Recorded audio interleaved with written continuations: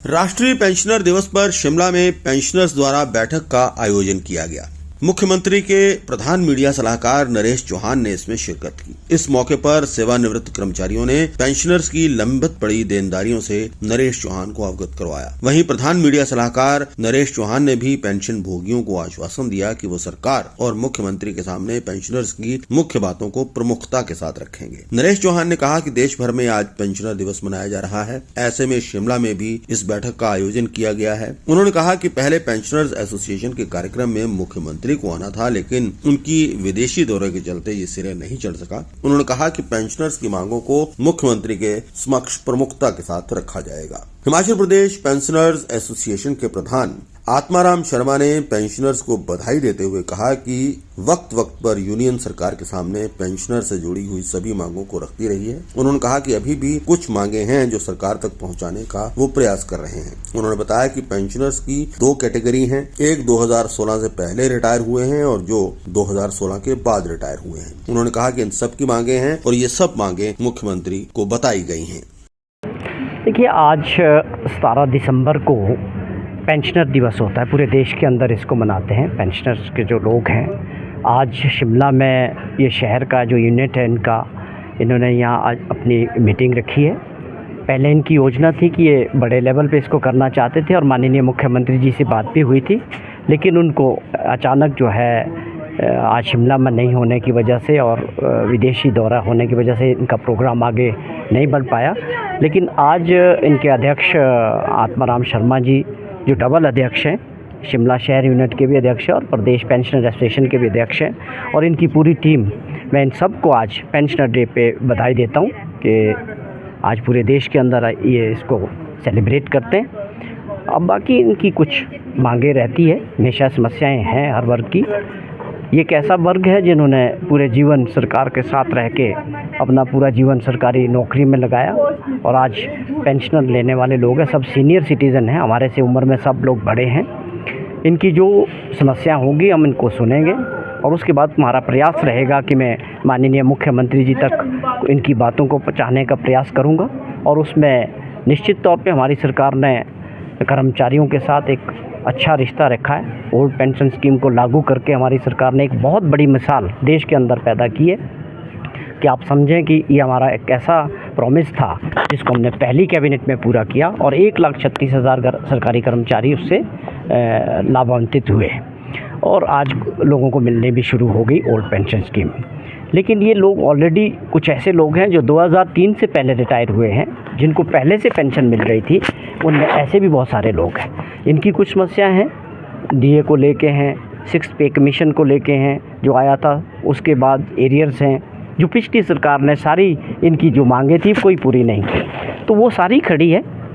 प्रदेश की आर्थिक स्थिति कैसी है इसको लेके सरकार की और मुख्यमंत्री जी का पूरा प्रयास है कि डीए पहले भी दिया, अभी भी प्रयास कर रहे हैं कि जैसे ही थोड़ा सा सुधार होता है तो सरकारी कर्मचारी हो या पेंशनर्स हो, इनके जो ड्यूज़ हैं, एरियर्स हैं, डीए हैं, इन सभी चीज़ों को लेके हम मुख्यमंत्री जी के सामने और सरकार के सामने इनकी बात को मजबूती से रखेंगे। हिमाचल प्रदेश के 2 लाख पेंशनरों को आज पेंशनर दिवस की हार्दिक शुभकामनाएं एवं बधाई।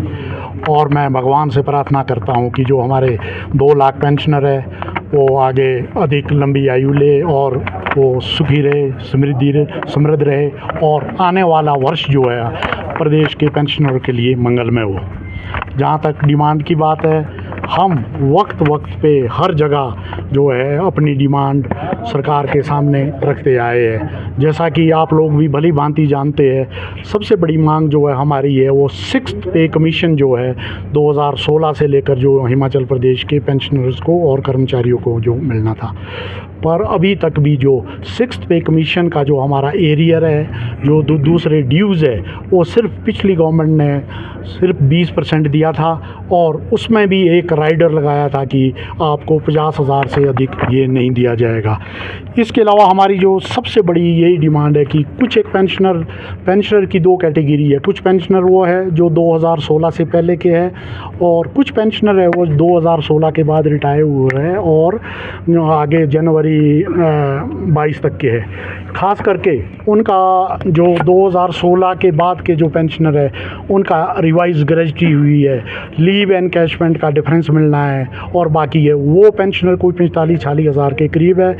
उनका जो है सरकार के पास काफ़ी पैसा लंबित पड़ा है। मैं आप लोगों के माध्यम से ये कहना चाहता हूँ, ख़ास करके जो पेंशनर 16 से और 22 के बीच के हैं उनको तो एटलीस्ट लंप सम में 1 लाख ही उनका पूरा एरियर दिया जाए। इसके अलावा हमारा जो मेन मुद्दा है पेंशनरों का, एक जेसीसी का गठन करने का होता है। पिछली जो हमारी जेसीसी की मीटिंग हुई थी 31 अगस्त 22 को हुई थी, तत्कालीन मुख्यमंत्री जयराम जी उसमें आए थे और चीफ सेक्रेटरी के महोदय के साथ मीटिंग हुई थी।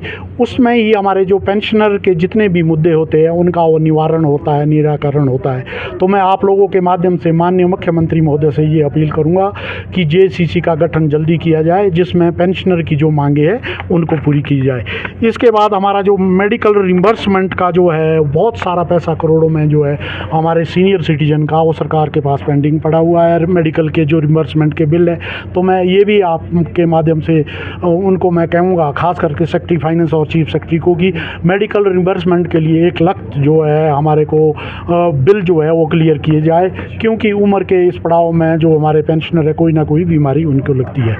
इसके अलावा सबसे बड़ा जो मुद्दा है, मैं ये चाहूँगा कि आने वाला जो बजट आने वाला है, हम ये भी जानते हैं भली भांति कि जो अभी का ये जो वर्ष था सरकार के लिए कितना चुनौतीपूर्ण रहा, बड़ी भारी आपदा आई। और आपदा की इस घड़ी में मैं आपके माध्यम से ये भी कहना चाहता हूँ कि पेंशनर ने 1 दिन का जो अपना पेंशन है वो माननीय मुख्यमंत्री के जो राहत कोष में दी है वो तकरीबन 11 करोड़ 30 लाख बनती है, वो 1 दिन की जो हमारी पेंशन थी। पेंशनर ने डट के जो जब भी कोई आपदा सरकार के ऊपर आई है या स्टेट के ऊपर कोई भी आपदा या दूसरी स्टेट में है तो अपना खुल के दान देते हैं। अब पेंशनर वेलफेयर एसोसिएशन पूरे प्रदेश के जो है, आज हमने माननीय मुख्यमंत्री को बुलाया था, उनको आज हमारे समारोह में आना था पर उनका विदेश का दौरा था और उसके बाद वो कई बार दिल्ली में है तो इस वजह से नहीं आए।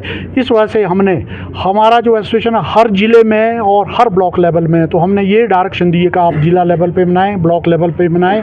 यहाँ भी आज जो हम ये सिटी यूनिट का पेंशनर दिवस मना रहे हैं। और सबसे बड़ी बात जो मैं आप लोगों के माध्यम से ये कहना चाहता हूँ कि अब अगला फाइनेंशियल ईयर आने वाला है, फरवरी में बजट जो है आप पेश करेंगे। पेंशनर के जितने ड्यूज़ है, आने वाला जो बजट है फरवरी में आने वाला है, उसके लिए बजट में प्रावधान किया जाए। धन्यवाद। ये किससे हट क्या है? जहाँ तक बात है हमारा कि ये HRTC के जो कुछ ड्यूज़ है पेंशनर के, पर मैं ये समझता हूँ कि पीछे भी जब 2022 में भी JCC की मीटिंग में हुई थी तो उसमें भी वो मुद्दे उठे थे और तत्कालीन मुख्यमंत्री ने भी इनको कुछ फंड भी जारी किया था। उसके बाद जो अब वो जो बोल रहे हैं, मैं तो ये चाहूँगा कि पहले सरकार से बातचीत की जाए।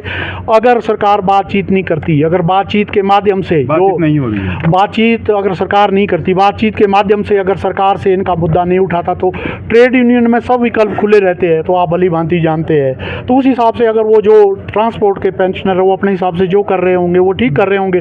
पर मेरा तो यही अनुरोध है कि माननीय डिप्टी चीफ मिनिस्टर है, वो ट्रांसपोर्ट मिनिस्टर भी है और बहुत ही सुलझे हुए आदमी है, उनसे पहले इनको बातचीत कर लेनी चाहिए थी।